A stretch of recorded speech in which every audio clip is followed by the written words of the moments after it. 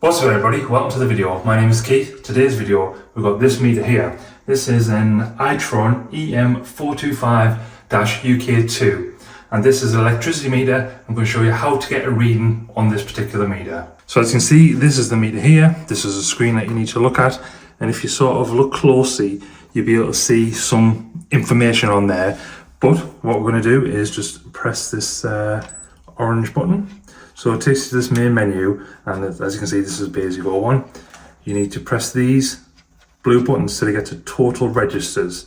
When you're in there, you press the orange middle one again, and this is your account input here. So this is your number that you need to give to your supplier if you need to give a meter reading. And then, so this is all the different ones here.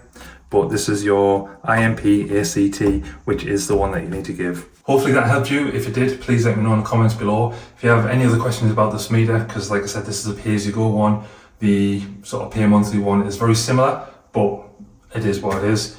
Yeah, hopefully that helped. Until next time, see ya.